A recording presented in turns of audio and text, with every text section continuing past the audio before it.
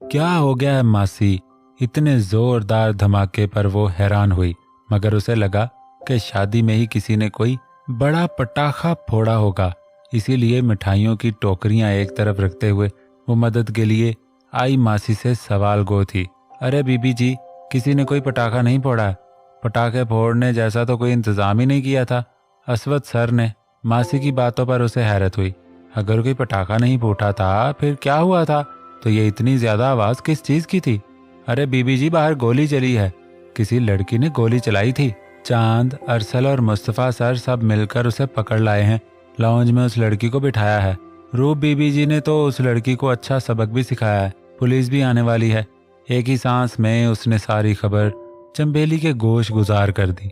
वो जो ये सोचकर पुरसकून खड़ी थी कि ये आवाज जरूर किसी ने खुशी में आकर पटाखे फोड़ने से हुई है, गोली की बात सुनकर हैरत से गूंग रह गई। मासी शायद कुछ और भी बोलने का इरादा रखती थी, मगर उसकी और कोई भी बात सुने बगैर चंबेली तेजी से लॉन्ज की तरफ बढ़ी। जोरदार थप्पड़ पड़ने से उसके गालों के साथ साथ कान भी साई साई कर रहे थे, मगर वो फिर भी अपनी ही बात पर अड़ी थी। इस लड़की को कोई हक नहीं पहुंचता मेरी मोहब्बत मुझसे छीनने का। अमल का ये पहला जुमला था जो लॉन्ज में दाखिल होती चंबेली के कानों से टकराया था। किरत ने हैरत से उस लड़की की तरफ देखा जो एक शादीशुदा मर्द के लिए दिलो दिमाग में इस किस्म के जज्बात रखती थी। सिर्फ जज्बात ही नहीं, बल्कि वो आज अपने पागलपन में कितना बड़ा कदम उठाने चली थी। अरे ये तो चांद को निगाह भरकर देखना भी पसंद नहीं करती थी, नफरत करती थी उससे। फिर भी उसने चांद से शादी की और अब उसके साथ कैसे हंसी खुशी शादी की हर रस्म अदा कर रही है। उसकी बातों को वहां मौजूद हर इंसान सुकून से सुन रहा था, क्योंकि वो सभी जानते थे कि सच क्या है। अगर अमल की बातों से किसी के दिमाग में हलचल मच रही थी तो वो चंबेली थी। उसे भी अमल की बातें सबकी तरह नागवार गुजरती। अगर वो मिशी के बारे में मुस्बत ख्यालात रखती, मेरी दोस्त होकर इसने मुझसे मेरी मोहब्बत छीनी है। रोते रोते वो एक बार फिर चीख उठी। इस लड़की को छीनने के सिवा और आता ही क्या है? वो आहिस्ता आवाज में वो नहूसत से गोया हुई, मगर चंबेली का ये सरगोशी नुमा तंज किर्रत से किसी तौर मख्फी न रह सका। वो मिशी के बारे में ऐसे ख्यालात रखती है, इस बात का अंदाजा कम अज कम उसे बिल्कुल भी न था। जितना उसने मिशी को जाना था, वो बहुत प्यारे नेचर की लड़की थी, जिसे सिर्फ प्यार से बात कर लो तो वो आपके लिए जान देने के लिए भी हाजिर हो जाती थी। और सबसे बढ़कर ये लड़की उन्हीं के बेटे की पसंद थी। फिर वो ऐसे कैसे सोच सकती है? भेज दो मुझे जेल, मगर मुझे अपने किए पर कोई पछतावा नहीं है। मैं इस मिशेल को अपने चांद की जिंदगी से निकाल कर ही दम लूंगी।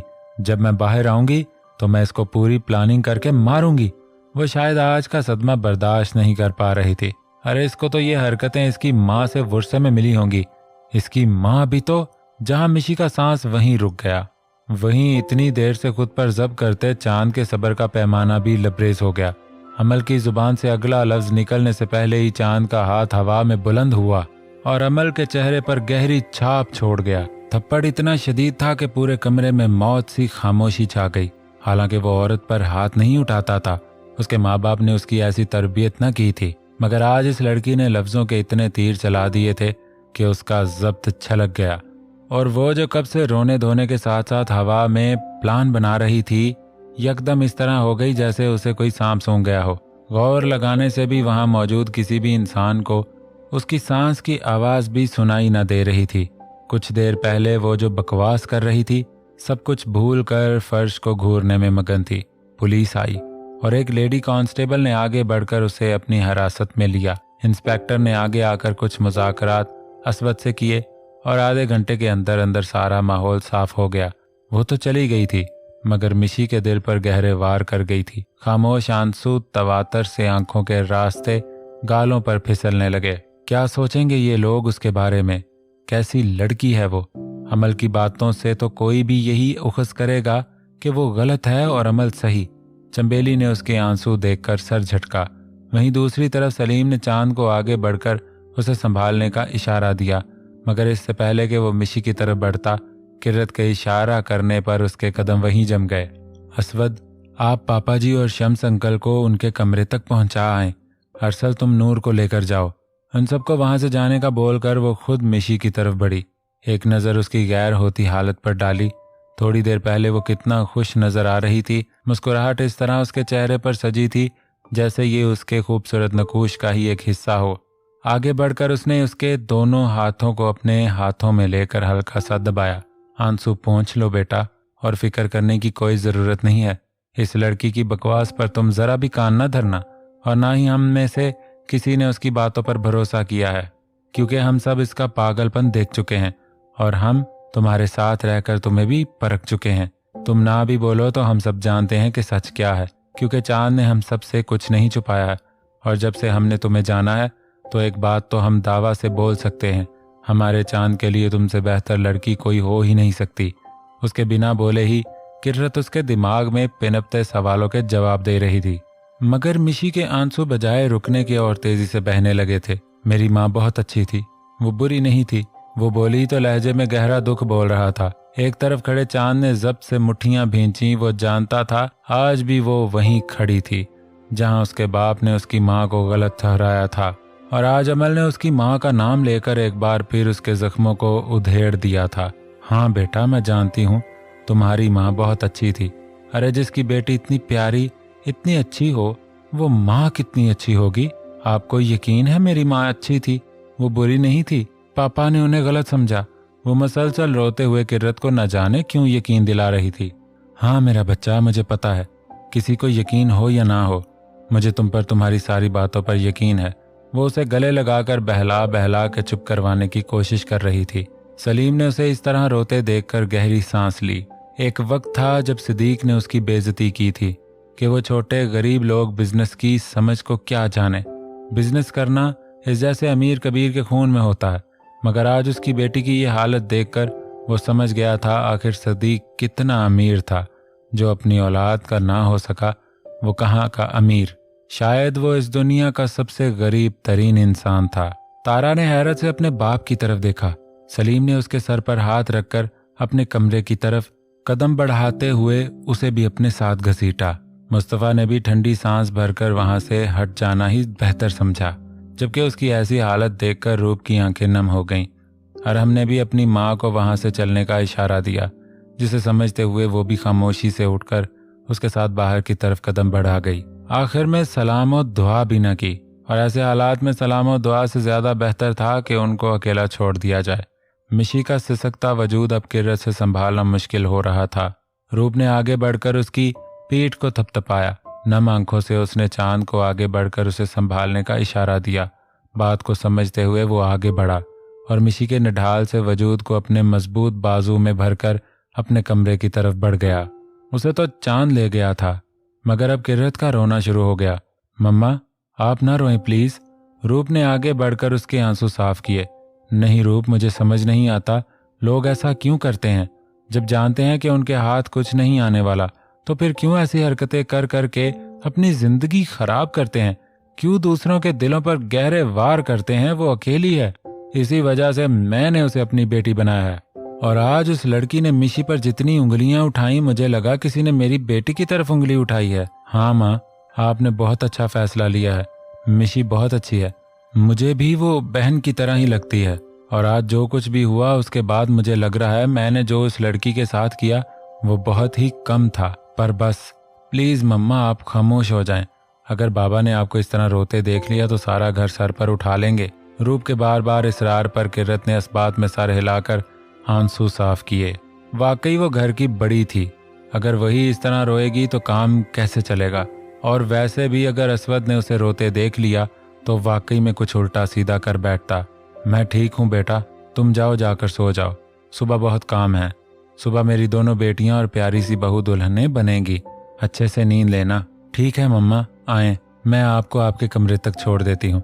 किर्रत को कंधों से थामे उसने असवद के कमरे की तरफ कदम बढ़ाए। बैठो यहाँ। आस्तगी से उसे बेड पर बिठाकर वो खुद भी उसके सामने बुराजमान हो गया।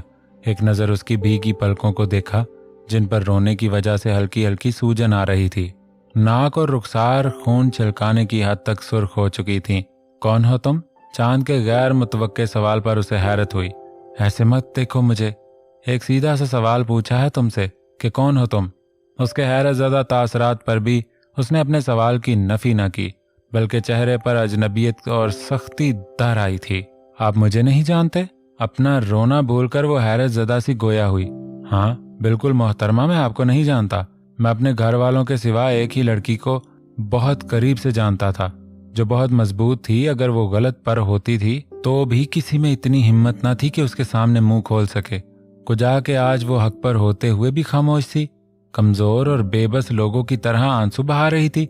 मैंने उस कमजोर मिशी से मोहब्बत न की थी, बल्कि मैं तो उस मिशेल सिद्दीक का दीवाना हुआ था, जिसका एटीट्यूड देखकर अच्छा कॉन्फिडेंट इंसान कंफ्यूज हो जाता था। मैंने उस मिशेल सिद्दीक से मोहब्बत की थी जो सामने वाले को झुका कर ही दम लेती थी, जो कमजोर बिल्कुल नहीं थी। मुझे ये मिशी नहीं चाहिए। हाथ के इशारे से उसने मिशी के पूरे वजूद की तरफ इशारा किया। उस मिशी को मैं बिल्कुल भी नहीं जानता। मुझे मेरी वो पहले वाली मिशी वापस चाहिए। जाओ ला कर दो मुझे। दोनों हाथों के प्यालों में उसका चेहरा थामे वो उसकी आंखों में गौर से देख रहा था, जहां अभी भी नमी का राज था। मैं वही हूँ चांद, मगर जब भी माँ की बात आती है तो मैं खुद को बहुत कमजोर महसूस करती हूँ। खुद का वजूद खाक सा तिनके की मानंद लगता है, जिसे कोई फौंक मारकर भी उड़ा सकता है। मैं कमजोर पड़ना नहीं चाहती। मैं खुद को मजबूत जाहिर करने की कोशिश करती हूँ। मैं कोशिश करती हूँ कि सामने वाले को मुंह तोड़ जवाब दूं, मगर मेरे पास अल्फाज खत्म हो जाते हैं। सब भूल जाता है मुझे। एक बार फिर उसकी आंखों से आंसुओं का झरना बह निकला। देखो मिशी, मैं तुम्हारी हालत को समझता हूँ, मगर सामने वाला तुम्हारी इसी कमजोरी का फायदा उठाता है। उसने जब हमारे रिश्ते के बारे में बोलना शुरू किया तो तुम्हें उसी वक्त उसकी कैंची जैसी चलती जुबान को लगाम लगानी चाहिए थी, ताकि उसकी तुम्हारी माँ तक पहुंचने की हिम्मत ही ना होती। मगर नहीं, वो बोलती गई और तुम खामोशी से सुनती रही। और आखिरकार अंजाम क्या हुआ? उसका हौसला बढ़ा और वो तुम्हारी माँ को तुम्हारी तरबियत को दरमियान में ले आई। क्या तुम्हारे दिमाग में हमारे रिश्ते लेकर अभी भी कोई कंफ्यूजन है, जो आज तुम खामोश रही? या फिर मेरी मोहब्बत आज भी तुम्हें दिखावा लगती है, जो तुमने एक हर्फ भी हमारे रिश्ते के हक में नहीं बोला? वो अब भी उसकी आंखों में झांक रहा था। नहीं नहीं, प्लीज ऐसा मत बोलो। उसके दोनों मजबूत हाथों पर अपने नाजुक नर्म मुलायम हाथ रखकर वो तड़प उठी। अगर माँ के बाद मैंने किसी रिश्ते को अपनी जिंदगी में मुखलिस पाया है तो वो हमारा रिश्ता है। मैं तुम पर और हमारे रिश्ते पर बहुत भरोसा करती हूँ। बस इस वक्त इसलिए कुछ न बोल पाई क्योंकि मुझे शौक लगा। जिस लड़की को आज तक अपनी सबसे बेहतरीन दोस्त माना, वो आज मुझ पर गोली चला देती है। इसमें इतना शौक होने की जरूरत नहीं है। अब की बार चांद के असाब ढीले पड़ गए। आजकल तो खून के रिश्ते भी अपने नहीं होते, और तुम एक दोस्त से उम्मीदें लगाई बैठी थी। हालांकि कुछ दिन पहले ही तुमने उसका पागलपन देखा था। एक बात दिमाग में अच्छे से बिठा लो, आज के बाद मुझे तुम्हारा ये रूप देखने को ना मिले जो आज मैंने देखा है। मुझे मेरी मजबूत मिशी चाहिए। अपनी कमजोरी पर काबू पाना सीखो, क्योंकि कल तुम्हारे साथ कोई नहीं था, मगर आज हर कदम पर मैं तुम्हारे साथ खड़ा हूँ। बात समझ आ रही है? उसका झुका सर देखकर उसने अपनी बातों की तस्दीक चाही, मगर उसने चांद की किसी भी बात का जवाब दिए बगैर उसके सीने से टिकाकर आंखें मौन लीं। वो हर कदम उसके साथ है, यही बात उसे अंदर तक सरशार कर गई थी। वो इंसान दिन ब दिन उसकी रूह तक में सरायत करता जा रहा था। उसके करीब एक सुकून था जिसमें वो हमेशा रहना चाहती थी। मेरा साथ कभी मत छोड़ना, वो बोल रही थी, मगर चांद को उसके लहजे में एक इल्तिजा महसूस हुई। एक डर महसूस हुआ, जैसे वो वादा चाह रही हो कभी उसका साथ न छोड़ने का। भरोसा करना सीखो मिशी। वो एक बार फिर आंसू बहा रही थी। ये एहसास उसकी कतरा कतरा भीगती शर्ट ने करवाया था। तभी वो बस इतना ही बोल सका। न जाने कितने ही पल यूं ही बीत गए। वो उसे अपने हिसार में लिए यूं ही बैठा रहा। आखिरकार बेखुद गरम गरम सांसें अपने सीने पर महसूस करके वो समझ गया कि वो गहरी नींद में जा चुकी है। आस्तगी से उसका सर तकिए पर टिकाकर वो खुद भी दूसरी तरफ आकर लेट गया। एक बाजू को चौड़ी पेशानी पर रखकर उसने आंखें मौन लीं। आज का दिन भी बहुत थका देने वाला था। यही वजह थी कि आंखें बंद करते ही नींद की देवी उस पर मेहरबान हो गई। मगर उसको लेटे अभी मुश्किल से 15 मिनट भी नहीं हुए थे कि बार बार बजती मोबाइल की रिंगटोन ने उसकी तवज्जो अपनी तरफ मबजूर करवाई। ओह खुदा, इस वक्त कौन परेशान कर रहा है? भारी सर और नींद के खुमार से बोझल होती आंखों से उसने बमुश्किल आंखें खोली। एक पल के लिए तो दिल किया जो भी है भाड़ में जाए, मगर मुसलसल रिंगटोन के शोर से आखिरकार वो झुंझला उठा। मोबाइल उठाकर पहली फुर्सत में उस इंसान के नाम पर नजर डाली जिसने 2 घड़ी सुकून से आंखें बंद करना हराम कर दिया था। मगर जिसका नाम उसकी नज़रों के सामने आया, वो नाम देखकर हैरत का शदीद झटका लगने के साथ नींद का खुमार भी काफ़ी हद तक छूट गया। ज़हीर नसीब, ये उन्होंने मुझे क्यों फ़ोन किया, वो भी इतनी रात को?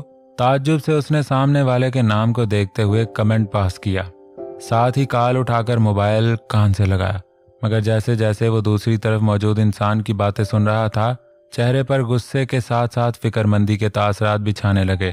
ओके, मैं अभी आता हूँ। आखिर में बस इतना बोलकर उसने कॉल डिस्कनेक्ट कर दी। नींद तो कब से कहीं दूर भाग गई थी।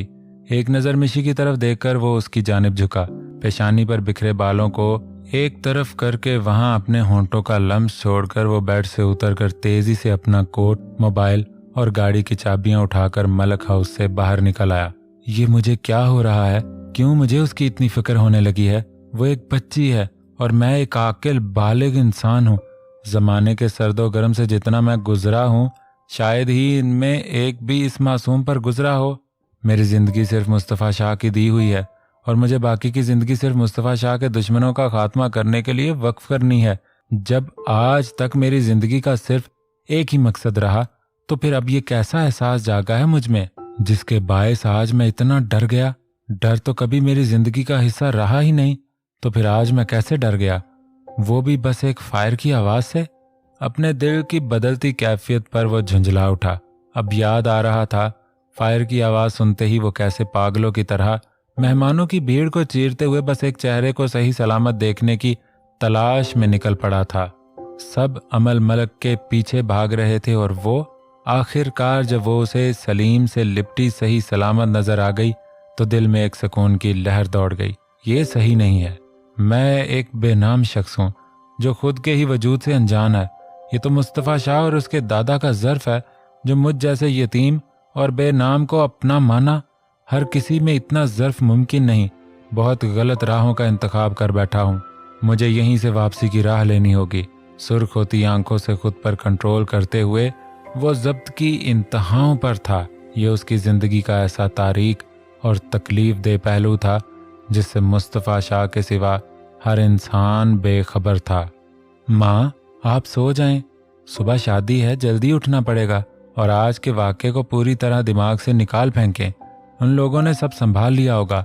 और हमने उसे तसल्ली देकर सोने का हुक्म सादर किया। मैं इस बारे में नहीं सोच रही हूँ बेटा, बल्कि मैं तो आज बहुत खुश हूँ। आज मेरे बेटे की वजह से एक जिंदगी बच गई। उससे बड़ी बात और क्या हो सकती है मेरे लिए। एक तरह से आज तुमने इस घर में मेरा झुका सर उठाया है। तुम्हारी नानी के रवैये की वजह से वहाँ के लोगों और हमारे दरमियान जो हिचकिचाहट थी, आज मुझे लग रहा है वो छुट जाएगी। रानी की आवाज़ से खुशी वाज़े तौर पर छलक रही थी। अपनी माँ के चेहरे पर मुस्कुराहट देखकर वो खुद भी अंदर तक सरशार हो गया। माँ, एक बात पूछूं आपसे? पूछो बेटा। वो पूरी तरह से उसकी तरफ मतवज्जा थी। आज उन्हें हमेशा से ज्यादा अरहम पर प्यार आ रहा था। नानी ने जो आज तक अपने दिल में नफरत पाली है, क्या कभी उसे किसी ने कम करने की कोशिश नहीं की? मैं भी पागलों की तरह बहकर उनका साथ देने लगा था, मगर जिस तरह आपने मुझे समझाया, इस तरह नानी को भी वो क्या पूछना चाहता था। रानी खूब समझ रही थी। तुम तो जानते हो अरहम, तुम्हारी नानी किसी की बात नहीं सुनती। उन्हें लगता है वो जो सोचती हैं, वो जो समझती हैं, बस वही सही है और बाकी सब गलत। जब तक तुम्हारे नाना जिंदा थे तो वो असवद और उसके बाबा से तुम्हारी नानी की तरफ से माफ़ी मांग लेते थे और जितना उनसे हो सकता था वो माँ को भी समझा देते थे। मगर जब से उनका इंतकाल हुआ, तब से तो वो और भी चिड़चिड़ी और ज़िद्दी हो गई हैं। मैंने काफ़ी बार कोशिश की, मगर चूँकि मैं उनकी बेटी हूँ, ना तो मेरा उतना हक बनता है और ना ही वो अपने से छोटे की किसी बात को ज़्यादा अहमियत देना ज़रूरी समझती हैं। लेकिन इसमें परेशान होने वाली कोई बात नहीं है, उनका नेचर ही ऐसा है। उम्मीद है एक दिन वो सारी बातें समझ जाएंगी। उसने मुस्कुराकर अपने बेटे को तसल्ली दी। उम्मीद है जो आप बोल रही हैं एक दिन सच हो जाए। वो भी बदले में मुस्कुराकर उन्हें लिटाकर कमरे से बाहर निकल आया। देखें मिस्टर अनवर मलक, आपकी बेटी को हम किसी तौर पर नहीं छोड़ सकते। कोई छोटी मोटी प्रॉब्लम होती तो मैं आपकी दी इस मिठाई को कबूल करके केस को रफा दफा कर देता, मगर आपकी इस मासूम बेटी ने मेहमानों से भरे हॉल में गोली चलाकर मिशेल मलक को निशाना बनाने की कोशिश की है। 100 के हिसाब से लोग आपकी बेटी के खिलाफ गवाही देने को तैयार हैं। ऊपर से ये उनके सामने चीख चीख कर अपने जुर्म का एतराफ़ करने के साथ साथ मुस्तकबिल की धमकी भी दे रही थी। आपकी बेटी के खिलाफ केस बहुत स्ट्रांग बना है। अपनी बेटी के कारनामे सुन सुनकर उसका गुस्सा बढ़ता जा रहा था। उसे ये तो मालूम था कि वो उसके सौतेले भाई के बेटे पर अपना दिल हार बैठी है, मगर वो अपनी बेवकूफ़ी में इस हद तक चली जाएगी, इस बात का उसे अंदाज़ा न था। और सबसे बढ़कर उनके खिलाफ केस दायर असवद मलक ने किया है। एक बार फिर इंस्पेक्टर की आवाज़ उसके कानों से टकराई, मगर असवद मलक का नाम सुनते ही उसके एसाब तन गए। असवद मलक ने उसकी बेटी के खिलाफ रिपोर्ट दर्ज करवाई थी। हैरत के साथ साथ उसे शौक भी लगा। जी हाँ, असवद मलक, उन्हीं के घर जाकर आपकी बेटी ये सारा कारनामा सर अंजाम देकर आई है। बिलफर्ज अगर मैं आपकी बात मानकर इनको छोड़ देता हूँ, मगर जैसे ही ये बात असवद मलक तक पहुँचेगी वैसे ही मेरी रिपोर्ट कमिश्नर तक जाएगी। वहाँ रिपोर्ट जाने का मतलब मैं अपनी वर्दी, इज्जत और नौकरी सबसे हाथ धो बैठूंगा। वो इंस्पेक्टर और भी कुछ उसे समझा रहा था, मगर उसका दिमाग तो असवद मलक पर आकर ठहर गया था। जिस इंसान ने सालों पहले उसके बाप को उम्र कैद करवाई, उसी इंसान ने आज उसकी बेटी को भी हवालात में पहुंचा दिया था। जितनी नफरत असवद मलक के खिलाफ उसके दिल में थी, आज वो नफरत पहली नफरत से 10 गुना ज्यादा बढ़ गई थी। उसके बाप के बाद उसकी बेटी पर आ गई थी। दिल में नफरत का तूफान लिए खामोशी से उठकर वो पुलिस स्टेशन से बाहर निकल आया। अंधेरा गुजरा और एक रोशन सुबह ने चारों इतराफ में उजाला बिखेर दिया था। ये सुबह जहां किसी के अरमान पूरे करने की खुशखबरी लाई थी, वहीं दुश्मनों के हाथ किसी की कमजोरी लगने वाली थी। जहां मोहब्बत के जुगनू हर तरफ जगमगाने के लिए तैयार थे, वहीं गहरा अंधेरा इन सब की जिंदगी में फैलने के लिए भी तैयार बैठा था। जहां कोई यकीन की डोर को हाथ में थामकर एक नए सफर की आगाज पर निकलना चाहता था, वहीं वक्त उसे एक बार फिर गहरे जख्म देने को उतावला था। जहां किसी ने अभी अभी किसी का हाथ थामकर कदम से कदम मिलाकर खुल के चलने का इरादा किया था, वहीं वक्त एक बार फिर सारी खूबसूरत यादों को सिरे से मिटाने के लिए तैयार था। वहीं कहीं कोई बहुत शिद्दत से दिल की सरजमीन पर मोहब्बत की खुलती कौंपल को बेदर्दी से मसलने के लिए तैयार था। नफरत, बदले, जुनून और मोहब्बत की इस बिसात में न जाने किसकी जीत होने वाली थी और किसके हिस्से में आंसुओं, दर्द की सौगात आने वाली थी। इस सब से अनजान आज पूरे मलक हाउस में मुस्कुराहटों का राज था।